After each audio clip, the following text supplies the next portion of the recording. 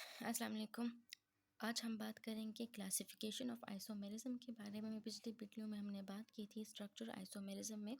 तो आइसोमेरिज्म का जो है एक पार्ट हमारे पास रह गया था, जिसमें हम आज बात करेंगे हम अपने स्टीरियो आइसोमेरिज्म के बारे में। तो हम स्टीरियो आइसोमेरिज्म की बात करते हैं इसमें, तो हमारे पास होता है स्टीरियो आइसोमेरिज्म।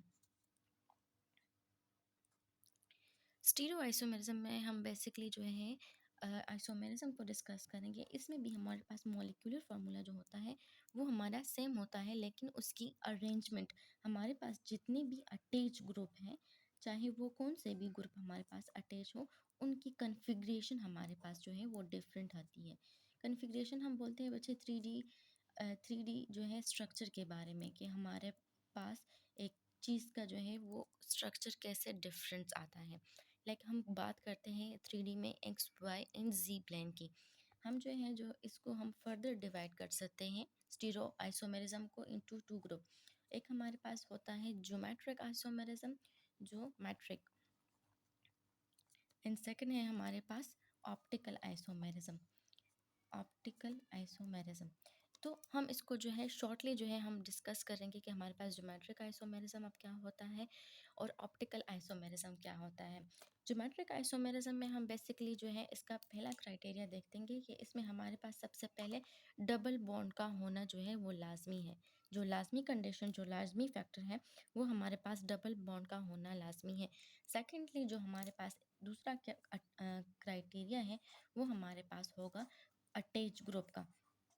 अब अटैच ग्रुप हमारे पास जितने भी आते हैं, तो इसका मतलब ये है कि हमारे पास जितने भी ग्रुप हैं attach on the either side of the carbon bond, तो उसमें हमारे पास क्या होते हैं, उनकी जो है कन्फिग्रेशन हमारे पास चेंज होगी इस केस में। ज्योमेट्रिक आइसोमेरिज्म हमारे पास पॉसिबल है इन अल्कीन में, सही है, क्योंकि इसमें हमारे पास डबल बॉन्ड्स होते हैं। इसके अलावा जो अटैच ग्रुप होंगे on the either side of the carbon double bond, वो हमारे पास हमेशा सेम रहेंगे। फॉर एग्जांपल मैं बात करती हूँ प्रोपेन की, तो इसमें हमारे पास नंबर ऑफ कार्बन जो है वो हमारे पास 3 है, सही है। अगर मैं यहाँ रिप्रेजेंट करूँ एच से, लाइक दिस वन है हमारे पास 1 2 3, दिस वन इज प्रोपीन। ये हमारे पास प्रोपीन का स्ट्रक्चर है। जो दूसरा क्राइटेरिया हमारे पास आ रहा है कि हमारे पास अटैच ग्रुप होंगे इस साइड में, तो वो हमारे पास सेम होने चाहिए। तो इसमें हमारे पास आ रहा है कि यहाँ पे तो मीथेन ग्रुप है, लेकिन इधर side of the carbon bond हमारे पास जो है ग्रुप अटैच नहीं है। तो इसका मतलब है कि प्रोपेन में हमारे पास जो है ज्योमेट्रिकल आइसोमेरिज्म जो है वो पॉसिबल नहीं है, सही है। उसके लिए हमारे पास बेसिक कंडीशन होनी चाहिए कि एक तो हमारे पास डबल बॉन्ड होने चाहिए, सेकेंडली अटैच ग्रुप का होना लाजमी है, लेकिन ये attach group on the both side of the carbon हमारे पास जो है सेम होना चाहिए, सही है। तो ये हमारे पास उसका बेसिक क्राइटेरिया है। अगर हम प्रोपेन की बात करें, तो इसमें हमारे पास ज्योमेट्रिक आइसोमेरिज्म पॉसिबल नहीं है। चलिए बात करते हैं ज्योमेट्रिक आइसोमेरिज्म की। मैं बात करती हूँ ब्यूटेन की। ब्यूटेन हम इसको ऐसे रिप्रेजेंट करते हैं, सही है। अगर हमारे पास इसमें ये मेरे पास ब्यूटेन है, सिमिलरली स्ट्रक्चर को मैं ऐसे भी ड्रॉ कर सकती हूँ, C double bond C carbon carbon. अब जब हम अटैच ग्रुप की बात करते हैं, सही, मैं सिमिलरली मीथेन ग्रुप लगा रही हूँ। अगर मैं यहाँ मीथेन ग्रुप अटैच कर दूँ और यहाँ पे, और यहाँ मैं ऑपोजिट अटैच कर लूँ, सही है, तो दोनों में हमारे पास क्या आता है, अगर हमारे पास attach group on the both side of the carbon हमारे पास सेम होंगे, तो हम इसको बोलते हैं सिस आइसोमर। और अगर हमारे पास जो है डिफरेंट डायरेक्शनल डायरेक्शन में होंगे, तो हम इसको बोलते हैं ट्रांस आइसोमेरिज्म। Trans isomer. अच्छा, दूसरा हमारे पास जो होंगी इनकी सिर्फ थर्मोडायनेमिक प्रॉपर्टी जो है वो अलग है। यूजली हमारे पास जो सिस का हमारे पास होता है, सिस आइसोमरम का हमारे पास जो होता है boiling and melting point, boiling point जो होता है वो रिलेटिवली हाई होता है as compare to trans group, trans isomerism. तो ट्रांस से ये इसलिए ज़्यादा होता है क्योंकि इसमें हमारे पास जो अटैच ग्रुप है, सही है, मीथेन हमें पता है कि इसका हमारे पास लार्ज एंड बल्की ग्रुप है, तो ये दोनों साइड पे हमारे पास सेम है, तो ये हमारे पास इसकी जो है इलेक्ट्रॉनिक डेंसिटी जो है रेजिस्टेंस ऑफर करता है ताकि हमारे पास इलेक्ट्रॉन की फ्लो एक साइड पे हो। तो इस तरह हमारे पास जो है इलेक्ट्रॉनिक डेंसिटी की वजह से इसका क्या होता है कि बॉइलिंग पॉइंट हमारे पास रिलेटिव कम होता है as compare to that component.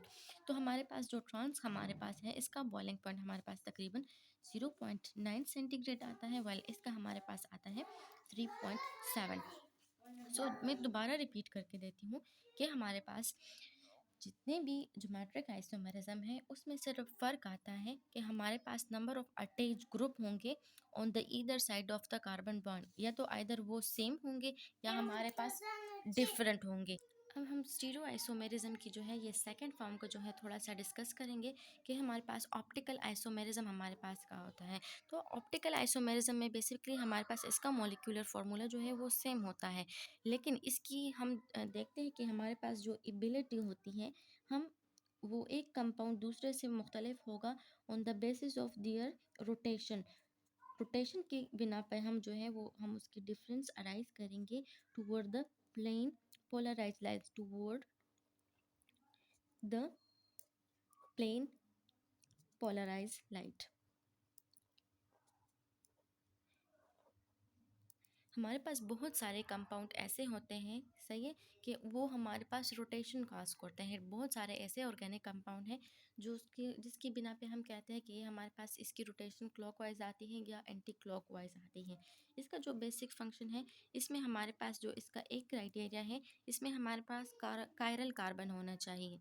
Chiral carbon हम किसको कहते हैं? वो कार्बन जिसमें हमारे पास 4 डिफरेंट ग्रुप अटैच है। फॉर एग्जांपल मैं कहती हूँ this carbon will be a chiral if it is attach to a 4 different group.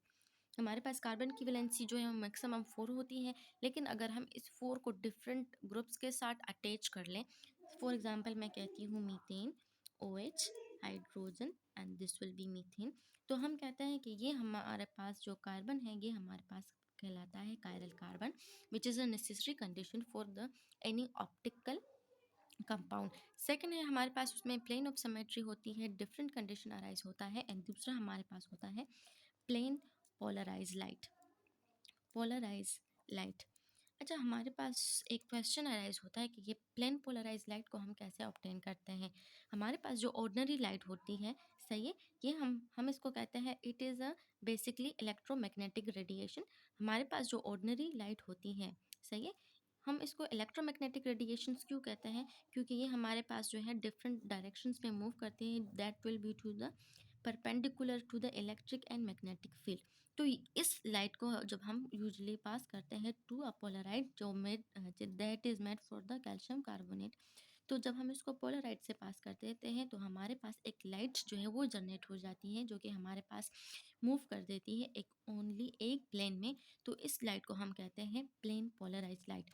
अब इस वाली लाइट में इतनी कैपेबिलिटी होती है कि it can be rotate any solution or any compound either in a clockwise or anti clockwise direction, सही है, या तो इसको क्लॉकवाइज में करेगा या इनको एंटी क्लॉकवाइज में करेगा। That will be laevo rotatory and लेक्सो रोटेटरी, हम इसको कंपाउंड को भी कह सकते हैं। तो आज के लेक्चर में जो हमारा तकरीबन सारा आइसोमेरिज्म था उसको हमने अच्छी तरीके से एक्सप्लेन करके आपको बता दी, और यहाँ पे हमारा आइसोमेरिज्म का जो चैप्टर है वो हमारे पास एंड हो गया है। यकीनन आपको होपफुली जो है वो अच्छे से समझ आ गया होगा।